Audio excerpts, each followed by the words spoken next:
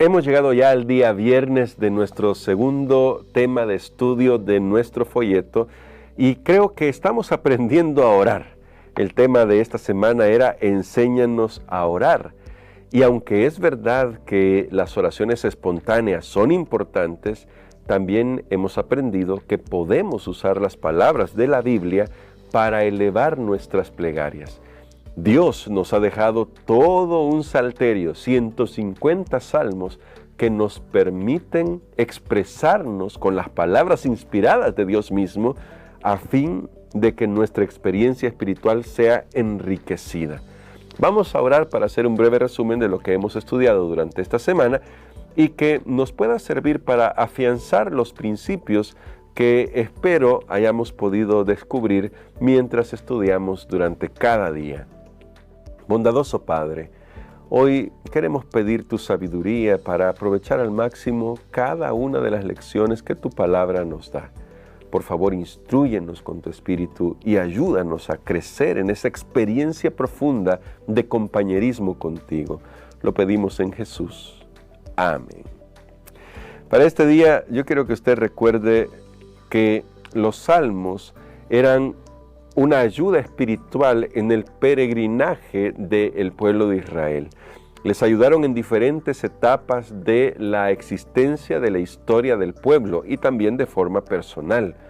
Ya la semana pasada hablábamos sobre el hecho de que algunos de estos salmos reflejan la experiencia de después de salir de Egipto, otros reflejan la experiencia de las invasiones asirias, otros reflejan la experiencia del regreso después del exilio babilónico y por lo tanto nos hablan de muchas de las facetas de la experiencia del pueblo de Israel, pero también a nivel personal de lo que nos sucede en nuestras emociones, en nuestro corazón, cuando sentimos que las pruebas nos abruman, cuando nos sentimos maltratados, cuando sentimos que el pecado es demasiado, aunque no hemos estudiado temas de confesión en esta semana, pero lo vamos a ir estudiando seguramente a medida que avancemos con los salmos. Sin embargo, el punto central de esta semana era que aprendamos a usar las palabras que Dios mismo nos ha dejado acá. Yo sé que en la tradición protestante, y uso esa palabra tradición porque el problema no son las tradiciones, el problema es cuando suplantan a la palabra de Dios. Pero en la tradición protestante generalmente hemos tendido a decir, hay que ser espontáneos, no hay que orar simplemente repitiendo las palabras. Y es verdad que debemos abrir el corazón de manera espontánea ante Dios, pero eso no quita que no podamos usar las palabras de los salmos, es decir, las palabras de la Biblia, a la hora de orar, porque Dios nos dejó justamente estas oraciones inspiradas, son alabanzas, pero también son oraciones. Son oraciones que nacen en el corazón del ser humano, pero que son guiados por el Espíritu Santo, porque quienes escribieron estos salmos fueron hombres de Dios guiados por el Espíritu Santo, que nos muestran la fragilidad humana, pero que al mismo tiempo nos dicen de la realidad de Dios que va a ayudarnos a enfrentar todos esos problemas que nuestra fragilidad humana no puede ayudarnos a enfrentar. Así que el punto central de esta semana era que reflexionemos en cómo podemos usar los salmos cuando estamos pasando por diferentes circunstancias. Y de hecho, se mencionaron varios textos, varios salmos, que nos enseñaron a usar las palabras que Dios ha dejado en los salmos a fin de que nos expresemos abiertamente con Dios. No es ningún problema, ya lo decíamos en la semana, para Dios no es ningún problema que usted le lleve sus quejas a Él. No piense que Dios se va a enojar porque usted se queja en sus oídos. Claro que no. Es más, el hecho de que Dios oiga nos demuestra que Dios está dispuesto a actuar. Claro, la pregunta es ¿hasta cuándo? Lo veíamos en el Salmo 13, que vamos a volver ahí por un momentito en breve. Pero la pregunta tal vez para nosotros sea ¿hasta cuándo? Pero el hecho es que Dios oye.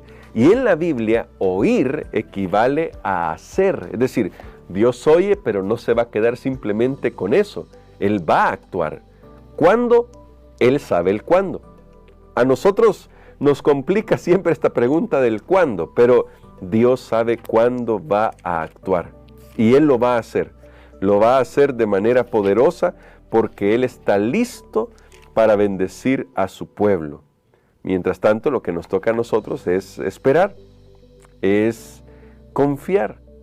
Porque los salmos muestran justamente eso, ¿verdad? El deseo que tenemos de que Dios interceda, que Dios intervenga. Y es más, cuando vemos estas oraciones que son divino-humanas, porque lo hemos destacado ya esto, son expresiones del corazón, del ser humano, sí, pero guiadas por el Espíritu Santo y por lo tanto son oraciones divino-humanas, solo podemos pensar en Cristo Jesús intercediendo en nuestro favor, porque Él, que es el Creador, el Supremo Creador, también ora por nosotros, también intercede por nosotros, lo dice el libro de Hebreos, capítulo 7. Él intercede por nosotros. En San Juan 17, el Señor Jesús hizo una oración sacerdotal, es decir, sumo sacerdotal, que es una oración de intercesión por sus hijos, por aquellos que alzan la bandera de la verdad. ¿Qué quiere decir esto? Que este salterio, de alguna manera, también refleja el corazón de Dios. No solamente es el corazón del ser humano expresando sus quejas, sus dolores, también sus alegrías a Dios, sino también es el corazón de Dios hablándonos a nuestra experiencia humana y ayudándonos a superar las circunstancias, a mirar más allá de las circunstancias. Ahora, recuerde, la oración espontánea, es decir, la oración que no es guiada, está bien, tiene su lugar, pero no es la única forma de orar. Pero cuando oramos usando las palabras de la Biblia, tenemos que orar pidiendo que el Espíritu Santo nos ayude a implementar lo que las palabras de la Biblia nos dicen. Porque podría ser fácil quedarnos con las quejas, pero los salmistas no terminaban sus oraciones solo con quejas, sino que expresaban confianza completa en Dios. De ahí el Salmo 13. Vuelvo al Salmo 13 porque es un comentario que quiero completar del día miércoles. Y aquí el salmista pregunta varias veces ¿hasta cuándo? Es el rey David el que está preguntando. Y decíamos el día miércoles que no se queda con el hasta cuándo. Él dice en el verso 5 y 6, yo en tu misericordia he confiado. Y luego dice, cantaré a Jehová porque me ha hecho bien. Pero el verso 3 dice, mira, respóndeme Jehová, Dios mío. Los judíos, y este comentario lo hice el miércoles, pero hoy lo voy a completar, los judíos no usan el nombre Yahvé, que nosotros tenemos en estas traducciones como Jehová. No usan ese nombre, ellos usan la palabra Adonai, que se refiere a Señor. Pero el hecho de que David use este nombre de Dios aquí es importantísimo, porque está diciendo, solo este nombre, y téngalo esto porque esto le va a ayudar como una clave para leer los salmos. El nombre Yahvé, Jehová o Señor, dependiendo de la traducción que usted lea, este nombre se refiere al nombre de Dios cuando tiene que ver con la cercanía que Él tiene con sus criaturas, porque Yahvé es el nombre del pacto, es el nombre de Dios cuando se refiere al pacto que Dios tiene con sus hijos. Así que el hecho que David aquí use el nombre Yahvé, está diciendo que confía en la cercanía de Dios y que es el Señor del pacto. Y confía que Dios va a cumplir su pacto con él. No es solamente Elohim, que es Dios, porque ahí dice Jehová Dios. No solamente es Elohim, porque Elohim es Dios, pero puede sonar lejos, puede sonar al Dios trascendente, al Dios que nos parece tan lejano. Pero dice David, no, mi Dios está cercano, porque es el Dios del pacto, es Yahvé. Usa el nombre de Yahvé, o Adonai, como lo dirían los hebreos. Usa el nombre de Dios, el nombre de Dios, pero que se refiere a la cercanía que Dios tiene con nosotros. Así que quería destacar esto porque cuando leemos los salmos, no solamente estamos leyendo expresiones del corazón, como decía, sino que estamos escuchando el corazón de Dios también, que nos dice: hijos, yo quiero estar cerca de ustedes, yo estoy cerca de ustedes. Todo lo que tienen que hacer es confiar. Eso es todo lo que tienen que hacer. Así que la pregunta que tenemos que hacernos en este día es: ¿cómo podemos enriquecer nuestra vida espiritual incluyendo los salmos en nuestras oraciones? Yo espero que los salmos nos ayuden a no solamente saber decir las palabras que necesitamos decirle a Dios, sino a escuchar su voz, a escuchar sus indicaciones, y que nos lleve al compromiso, a comprometernos a hacer la voluntad de Dios.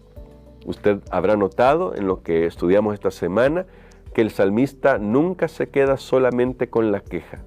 El salmista da el paso de fe y decide confiar en Dios. De forma deliberada decide confiar en Dios. Ese es el llamado para nosotros, a que demos el paso de fe, a que confiemos que Dios va a obrar en nuestro favor, y más aún, ya está obrando. Tal vez nosotros no lo vemos, tal vez nosotros ni siquiera sentimos que Dios está obrando, pero podemos tener la certeza que la misericordia de Dios ya está obrando en nuestro favor.